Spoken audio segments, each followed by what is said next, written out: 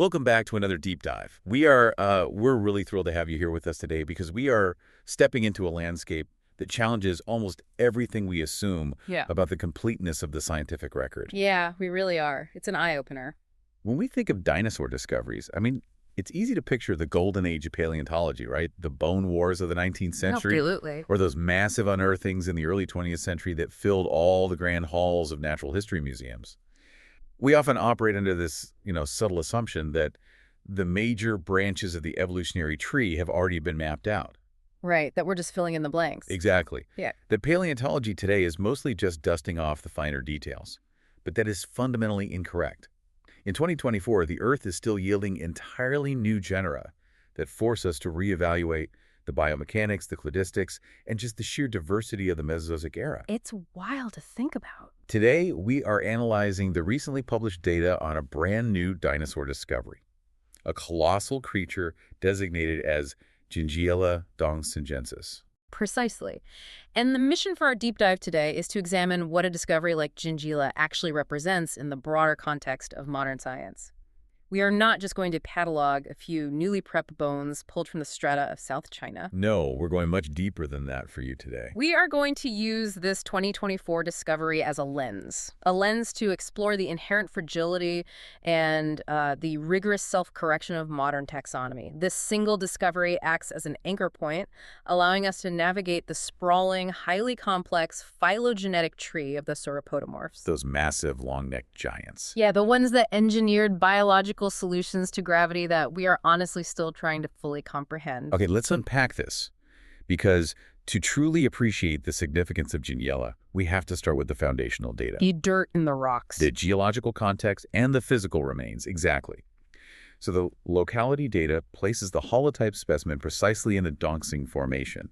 For those tracking the geography with us, that is situated in Dongxing Town. Which falls under the jurisdiction of Dongxing City. Right. Located in the Guangxi Autonomous Region of South China. The repetition of Dongxing in the geographic data highlights a very specific, highly localized geological sequence. But what immediately caught my eye in the stratigraphy notes was the temporal range. The dating is fascinating. It confidently places it in the Late Jurassic, but specifically, it is flagged as Kimmeridgian with a question mark. Kimmeridgian question mark. The inclusion of a question mark in formal scientific literature is so interesting to me. It speaks volumes, doesn't it? It really speaks volumes about the reality of dating sedimentary rock. It is a critical detail, and it perfectly sets the tone for the theme of scientific uncertainty that underpins so much of paleontology. The Kimmeridgian is a highly specific stage of the Late Jurassic. Representing a window of time roughly between, 157 and 152 million years ago? Correct. And during this epoch, the supercontinent of Pangaea was deeply fracturing. Global sea levels were shifting, and the climate in what is now South China was undergoing significant transformations, supporting these vast, complex ecosystems. But we have that question mark. Right. That question mark explicitly acknowledges the limits of our current stratigraphic resolution for the Dongxing Formation. Because we aren't always lucky enough to find these fossils sandwiched between pristine layers of volcanic ash, right? Right, the kind you can easily hit with radiometric zircon dating to get an exact age. Exactly. When absolute radiometric dating isn't available for a specific sedimentary bed, stratigraphers have to rely on relative dating methods. Biostratigraphy, lithostratigraphy. Looking for index fossils like specific ammonites or microfossils that have known, establish temporal ranges globally. And if those index fossils are sparse or ambiguous in the Dongxing Formation, scientists must synthesize the available geological and biological context and formulate a working hypothesis. So that question mark basically translates to an educated guess. It translates to, based on the comparative faunal assemblages and the sedimentary sequence, this is highly likely Kimmeridgian, but we are maintaining the scientific rigor to admit that future isotopic analysis or fossil discoveries could shift this temporal assignment. It is a mark of intellectual honesty. Completely. That rigorous transparency makes the actual fossil evidence even more compelling, because when we look at the holotype specimen designated DXJL 2021-00, it's remarkably sparse. Very sparse. We are looking at a highly fragmentary individual. The recovered elements consist of partial dorsal vertebrae from the back, sacral vertebrae from the hips, and caudal vertebrae from the tail. And in the appendicular skeleton. They recovered part of both ulnae, so the arm bones, and the proximal end of the right femur, the upper thigh bone. That is the entirety of the physical evidence. It's not much to go on. A handful of vertebrae spanning the back, hips, and tail, fragments of the forearms, and the upper section of a thigh bone. It makes me wonder how they differentiate this from, say, a highly weathered Allosaurus if they are missing the skull, the cervical vertebrae of the neck, and the vast majority of the limbs. That is the crux of modern comparative anatomy. When you are dealing with a fragmentary holotype, every single millimeter of cortical bone, every distinct ridge, and every muscle attachment site becomes exponentially more valuable. Because you don't have the luxury of a full skeleton. Exactly. You mentioned the proximal end of the right femur. In sauropodomorph taxonomy, the morphology of the femoral head, the greater trochanter, and the fourth trochanter are highly diagnostic. The fourth trochanter is that massive muscle attachment site on the femur, right? Yes, for the caudofemoralis muscle that pulled the leg backward. Even a partial femur can rule out entire clades of sauropods based solely on the angle of the femoral head relative to the shaft. And the vertebrae are even more critical, right? Mm-hmm. The structural engineering in sauropod vertebrae is so wildly complex that even partial preservation can act like a barcode for a specific genus. It absolutely acts like a barcode. But before we get to the biomechanics of those bones, we have to acknowledge the preparation process. The documentation notes that these specific bones were restored by the Changzhou Tianyin Museum, and calling it restoration in this context feels like a massive understatement. It is an understatement for what is actually a grueling feat of reverse engineering. Taphonomy, the study of how organisms decay and become fossilized, tells us that bones sitting in the earth for over 150 million years do not remain pristine. They get crushed. The sedimentary matrix of the Dongxing Formation would have subjected these remains to immense lithostatic pressure.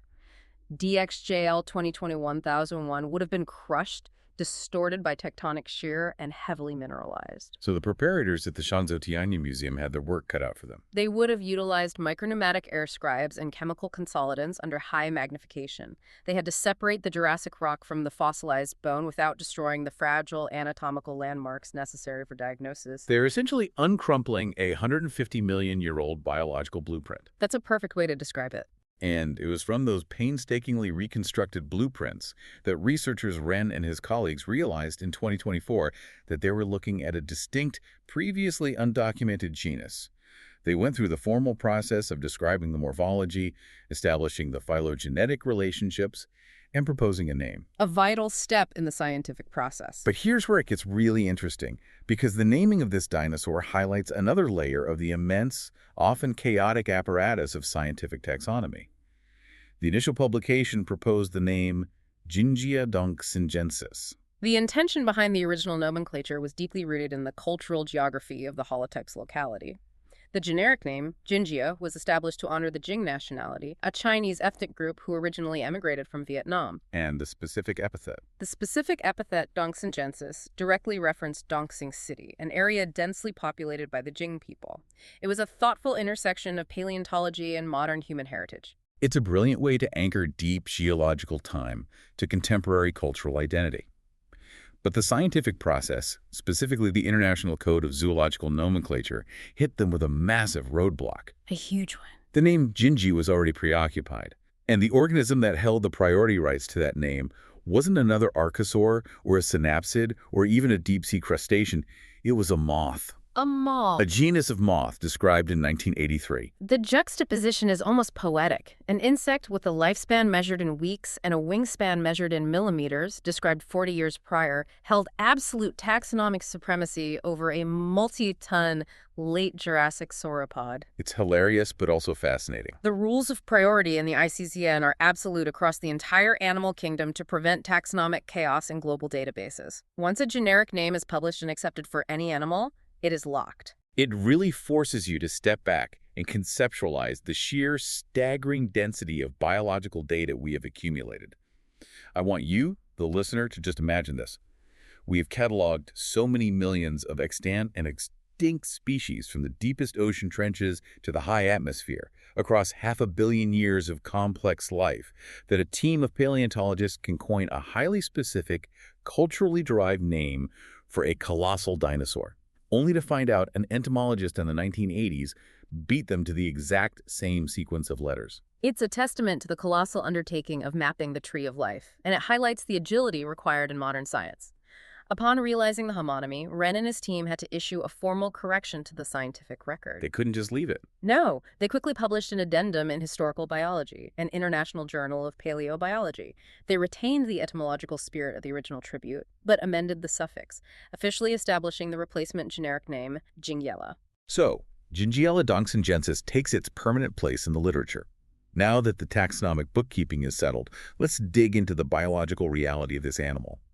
The morphological analysis reveals why Jingiella is such a crucial puzzle piece. What's fascinating here is that it presents a mosaic of anatomical features, a highly specific blend of what paleontologists classify as basal traits and derived traits. This mosaic evolution is precisely what makes Jingiella so analytically valuable. When we discuss basal traits, we are referring to plesiomorphies, right? Yes, characteristics that are closer to the ancestral condition of the lineage. Primitive traits, essentially. Derived traits. Derived traits, or epimorphies, represent later evolutionary innovations or specializations that diverge from that ancestral blueprint. Finding an organism that clearly exhibits both allows us to track the asynchronous rate of evolutionary change across different physiological systems within the exact same animal. Let's start with the derived traits, because the morphology of the back is staggering. The structural data focuses heavily on the partial dorsal vertebrae. The neural arches are described as being relatively tall and narrow. Very tall. But it's the specific ratio provided that really requires us to pause. The neural spine height is approximately 4.4 times their minimum width. Think about the biomechanics of that for a second. We are talking about a bony projection rising off the centrum of the vertebra that is nearly 4.5 times taller than it is wide. To visualize the extreme nature of that osteological architecture, you have to look at the mechanical demands of the mamenchisaurid body plan. Mamenchisaurus, a close relative of Jingiella, possessed a neck that could comprise nearly half of its total body length. Half its body length, that's insane. We are talking about 15 meters of cervical vertebrae suspended in midair. You cannot support that kind of cantilevered weight with simple muscle mass. The metabolic cost would be astronomical, and the muscle tissue itself would be impossibly heavy. Right, it would be a biological paradox. The heavier the neck muscles, the more support they need, which requires heavier muscles, resulting in an evolutionary dead end. So they utilized the physics of a suspension bridge. Exactly. Those extremely tall, narrow neural spines with that 4.4 ratio acted as the central pylons of a biological suspension system. In life, these towering neural arches anchored massive bifurcated neutral ligaments. Incredibly tough, elastic bands of connective tissue. Yes, that ran the entire length of the neck and back. These ligaments operated under passive tension, supporting the immense weight of the neck without requiring continuous active muscle contraction. So they weren't flexing to hold their heads up. No, the ligaments did the heavy lifting passively. The sheer height of the neural spines in Jingiella indicates a highly specialized derived adaptation designed to maximize the leverage of those ligaments. It tells us immediately that the anterior half of this animal was operating at the absolute extremes of sauropod engineering. But then we look at the posterior half of the animal specifically, the caudal vertebrae of the tail, and we see a completely different evolutionary chapter. The caudal vertebrae of Jingiella are described as amphicoelous. Amphicoelous, yes. This is a trait it shares with much earlier basal eusauropods like Omisaurus. Amphicoelous morphology is defined by the articular faces of the vertebral centrum. In Jingiella, the anterior face is distinctly concave and the posterior face is shallowly concave. Essentially, you have a cylinder of bone that is scooped out on both ends. Exactly, creating two opposing bowl-like depressions. In the living animal, these concavities would house thick intervertebral discs of cartilage. Wait, if the highly derived Mamenchisaurus evolved a procuralist tail, where the front is concave but the back is convex, creating an interlocking ball and socket joint for better stability and control, why wouldn't Jingiella have evolved that in the tail as well? It's a great question. Why push the evolutionary envelope so radically in the dorsal vertebrae with those massive suspension pylons, but keep the older, double-cupped amphicoelous design in the back half? That is the brilliant complexity of mosaic evolution. Evolutionary pressures are rarely uniform across an organism's entire body. The extreme adaptations in the cervical and dorsal regions were likely driven by intense selective pressures related to feeding ecology, Reaching higher into the canopy. or sweeping across wider swaths of low-lying vegetation without moving the massive body, which requires immense neutral support. The tail, however, serves different biomechanical functions. Primarily counterbalance locomotion, and perhaps defense. Precisely.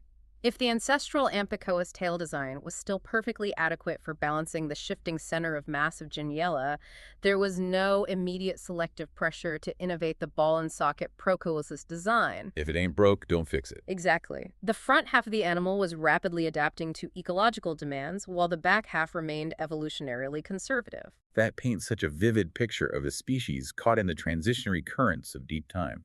It's an evolutionary chimera. And this specific combination of the hyper-derived dorsal pylons and the conservative amphicoelus tail is exactly what allowed Wren and his team to pinpoint Jingiella's exact coordinates within the broader phylogenetic tree. They utilized cladistics to map its relationships. Let's guide everyone through that. Cladistics, or phylogenetic systematics, is the method we use to classify organisms based on shared derived characteristics, or synapomorphies. By inputting the morphological data of Jingiella, the 4.4 neural spine ratio, the amphicoelus caudals, the specific angles of that partial proximal femur into a comprehensive data matrix, algorithms can generate a cladogram. A family tree, essentially. This cladogram represents the most parsimonious hypothesis of evolutionary relationships. It is the tree that requires the fewest independent evolutionary events to explain the observed anatomy. And the phylogenetic analysis recovered by Wren et al. In 2024 is highly specific. It doesn't just broadly group Jingiella with other sauropods. It places it as a late diverging member of the family Mamenchisauridae. Late diverging. Let's walk through the architecture of this specific family tree to understand what late diverging implies. If we start at the basal root of the Mamenchisauridae cladogram provided in the data, the earliest divergence involves genera like Spinophorosaurus and Annelone. Those basal taxa represent the foundational morphology of the family. Spinophorosaurus, for example, found in Niger, is crucial because it retains many primitive eusauropod features, but shows the incipient signs of the traits that would later define the Mamenchisaurids. From that basal root, the lineage continues, surviving across millions of years, and we see subsequent branching events creating nodes of common ancestry. As we move up the tree, we encounter a split that leads to Omisaurus tianfuensis and Omisaurus puxiani. This is the genus we just discussed. The one that shares the primitive amphicoelus tail structure with Jingiella. Yep. Moving further along the evolutionary timeline, the cladogram branches again, isolating a clade containing Rhodosaurus and Euonysaurus. And each of these branching points represents a ghost lineage, a period of time where an ancestral population was separated, perhaps by shifting geography or climate, and began to diverge genetically and morphologically. The cladogram is essentially a map of these divergence events. Finally, we reach the upper echelons of this specific family tree, and we find our subject. Jingiella is positioned as the sister taxon to a highly derived clade consisting of Mamenchisaurus youngi, Chuangisaurus, and one more Arcadia. Being a sister taxon to that derived group is what earns Jingiella the late diverging label. It means that Jingiella and the Mamenchisaurus group share a more recent common ancestor with each other than either does with Omisaurus or Spinophorosaurus. They're the terminal twigs on this specific branch of the Mamenchisaurid tree. Exactly. The fact that Jingiella sits right next to the most extreme long-necked forms in the family perfectly aligns with our biomechanical analysis of its skyscraper-like dorsal vertebrae. It was part of the ultimate culmination of this specific evolutionary experiment in neck elongation. How clearly this cladogram dispels the myth of the missing link, or the idea that evolution is a straight, ladder-like progression. Jingiella isn't a direct stepping stone turning into Mamenchisaurus. It's a parallel experiment. It is its own distinct terminus on the bush of life. So what does this all mean? To truly grasp the scale of this biological engineering, we have to look past the Mamenchisauridae family. We have to zoom out and look at the entire superstructure of Sauropodomorpha. If we connect this to the bigger picture, Mamenchisauridae is merely one successful chapter in a saga that spanned over 160 million years. The taxonomic classification of Sauropodomorpha represents arguably the most successful terrestrial herbivore body plan in the history of the planet. And the diversity cataloged here is staggering. Let's trace the roots of this superstructure because it defies the popular imagination. When people hear sauropod, they immediately picture a four-legged, 100-ton behemoth. But if we look at the basal clades of Sauropodomorpha, we see a completely different paradigm. We really do. We see the roots that have a metatarsalia, Then clades like Bagulosauria, which includes genera like Bagulosaurus and Ethecodontosaurus. We see Plateosauria, featuring families like Plateosauridae and taxa, such as Plateosaurus and Euschylosaurus. These basal sauropodomorphs from the late Triassic and early Jurassic were fundamentally different from their later descendants. Many of them, like Plateosaurus, were obligate bipeds. They walked on two legs. They were relatively small, agile, and primarily utilized their forelimbs for grasping vegetation rather than supporting weight. The evolutionary leap required to transition from a nimble biped to a multi-ton obligate quadruped is immense. It required a complete restructuring of the appendicular skeleton. The locking of the carpal bones in the wrist to support columnar forelimbs, and a massive shift in the center of gravity. And as we move through the clade Massapoda, we see that transition occurring across an incredible array of genera. The sheer volume of evolutionary experimentation is laid bare in names like Garponix, Columolumo, Cerosaurus, Riojasaurus, Massospondylus, and Coloratosaurus. It's a vast global radiation of forms testing out different strategies for bulk browsing. But it's when we enter the clade Sauropoda, the true sauropods, that the biological constraints of gravity are truly challenged. Within early Sauropoda, we see groups like Mamenchisauridae, featuring Antitonitrus, Gravisauria with Codosaurus and Rhedosaurus, and Vulcanodontidae, which includes Vulcanodon.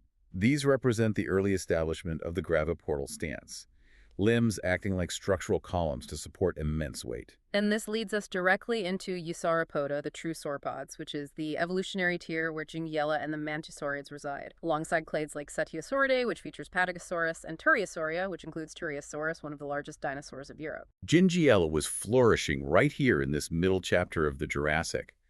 But the story of the longnecks doesn't end there. As the Jurassic gave way to the Cretaceous, we see the most profound evolutionary divergence in the history of the clade. The Neosauropoda split. The taxonomy branches into two wildly distinct, incredibly successful lineages that would divide the ecosystems of the Mesozoic between them. The Diplodocudea and the Macronaria. The sheer volume of names in the latter half of the Mesozoic is amazing. This divergence represents a masterclass in niche partitioning. The Diplodocudea, which encompasses families like Rabachosauridae, Dicraeosauridae, and the famous Diplodocidae, largely adopted a horizontal browsing strategy. We are talking about genera like Apatosaurus, Diplodocus, Barosaurus, and Supersaurus. These are the familiar touchstones for a lot of people. They evolved immensely long, whip-like tails and relatively low horizontal neck postures. They were the ultimate biological lawnmowers, sweeping their heads in wide arcs to strip low-lying ferns and gymnosperms across vast areas without having to move their massive bodies. Contrast that with the other side of the split, the Macronaria. Their name translates to large nares, Referencing the massive nasal openings on their skulls. but their defining ecological strategy was building upward. The clade Titanosauriforms leads us to the Brachiosauridae, animals like Brachiosaurus, Giraffatitan, Abatosaurus, and Lusodoton. They lengthen their forelimbs past the length of their hind limbs, angling their entire torsos upward like prehistoric giraffes to exploit the high canopy that the diplodocoids couldn't reach. And it is from within the Macronaria that we eventually reach the absolute pinnacle of terrestrial gigantism, the Titanosauria. The taxonomic data provided for the Titanosaurs is arguably the most expansive of all, and for good reason. During the Cretaceous period, while the other sauropod lineages were declining or going extinct, the titanosaurs radiated across every single continent on the globe, including Antarctica. The diversity within Titanosauria is almost difficult to process. You have the Loranosauridae featuring Ampulosaurus, you have the Colossosauria, the colossal lizards containing Enterosaurus and Codosaurus. The fact that we find remains of animals like Antarctosaurus in regions corresponding to modern-day Antarctica proves that these weren't just highly specialized, fragile giants. They were highly adaptable, globally dominant engineers of their environments. And you have Rhinconsauria and Saltasauridae. And within the Titanosaurs, we find the Loncosauria clade. This is where the physical limits of bone tensile strength, cardiovascular pressure, and metabolic heat dissipation were pushed to their absolute biological maximums. We are talking about the undisputed heavyweights of Earth's history. Genera like Argentinosaurus, Dreadnoughtus, Foodolonchosaurus, Notocolossus, Patageddon, and Portosaurus, animals stretching over 100 feet in length and weighing upwards of 70 tons. It is breathtaking to trace the phylogenetic line from these unimaginably massive Cretaceous titans all the way back down the evolutionary tree, past the high-browsing brachiosaurs, past the Jurassic sauropods where Jingiella was experimenting with its suspension bridge vertebrae, all the way back to the small bipedal bagualosaurs in the Triassic. It is the ultimate testament to the power of deep time and natural selection. But as we review this exhaustive, majestic taxonomy, there is a crucial, humbling counter-narrative woven directly into the classification data. Interspersed throughout this vast architecture of established genera are categories specifically labeled dubious sauropods and dubious titanosaurs. This is perhaps the most vital takeaway of our entire analysis today. The taxonomy lists names that were once celebrated. Under dubious sauropods, we see Botriospondylus, Cardiodon, Gigantosaurus, Neosodon, Ultrasaurus. Under dubious titanosaurs, we see Bruhathkaiosaurus, Campylodonischus, Macrurosaurus, and even Titanosaurus itself, the namesake of the entire clade. What precisely renders these taxes dubious? In the rigid framework of zoological nomenclature, these are classified as nomina dubia, dubious names. This directly circles back to the very first point we discussed regarding Jingiella and its fragmentary holotype. A nomen dubium occurs when the original fossil material, the holotype, is simply too fragmentary, too heavily weathered, or lacks sufficient diagnostic synapomorphies to confidently distinguish it from other known species. So they were named too early. Historically, particularly in the 19th and early 20th centuries, a paleontologist might find a single massive, albeit generic, humerus, or a heavily eroded vertebral centrum, and eagerly publish a new dramatic name like Gigantosaurus. But science is iterative, and it is relentlessly self-correcting.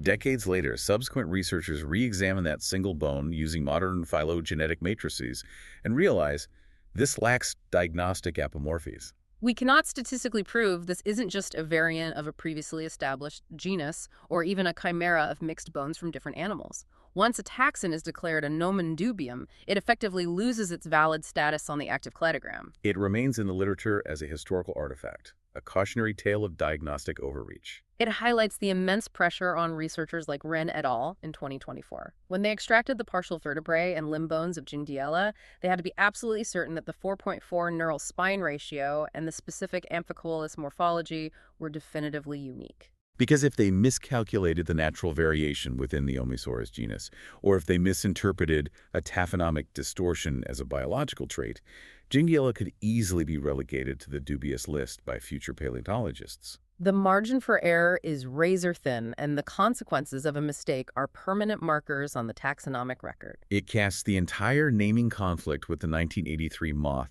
in a new light. It wasn't just a quirky bureaucratic hurdle.